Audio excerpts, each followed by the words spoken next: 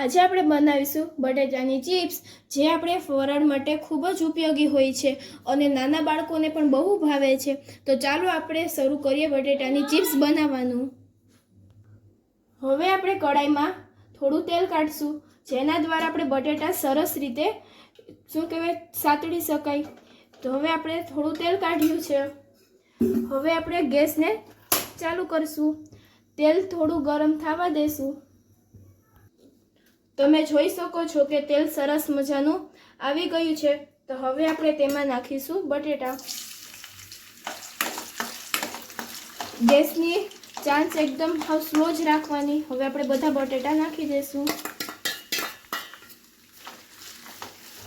હવે આપણે બટેટાને સરસ રીતે એકદમ શેકાવા દેશું. આપણે ધ્યાન રાખવાનું કે બટેટા છે ને આછા ગુલાબી થઈ જાય ત્યાં સુધી આપણે બટેટાને ચડવા દેશું તેલમાં. બટેટા આછા ગુલાબી થાય ત્યાર પછી થઈ જાય એટલે આપણે બહાર કાઢી લેવાનું. તો તમે જોઈ શકો છો કે આપણી બટેટાની ચિપ્સ છે તે સરસ તેનો કલર એકદમ બદામી કલર થઈ ગયો છે. તો હવે આપણે તેને એક ડીશ અથવા થાળીમાં કાઢી લઈશું. જો આપણે ચિપ્સને આવી રીતે સરસ મજાની એકદમ તૂટી જાય તેવી રીતે આપણે કરવાનું છે. તો હવે આપણે બટેટાની ચિપ્સ માટે મસાલો કરીશું. તો તેમાં આપણે ધાણા જીરું છાંટીશું.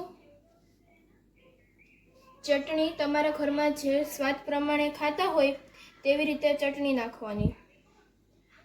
પછી આપણે એમાં મીઠું નાખીશું. મીઠું પણ સ્વાદ પ્રમાણે ઉમેરીશું. હવે આપણે તેમાં લીંબુ નાખીશું.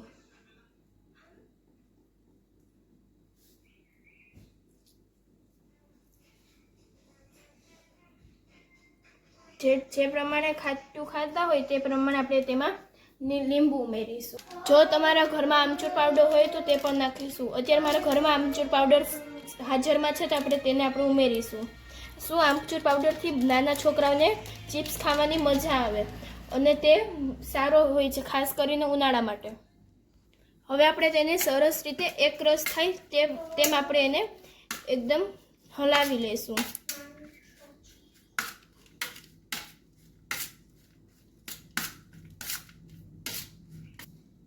તમે જોઈ શકો છો કે આપણે સરસ રીતે હલાવી નાખ્યું. હવે આપણે તેને ઉપર ધાણા ભાજી આપણે ઉમેરીશું.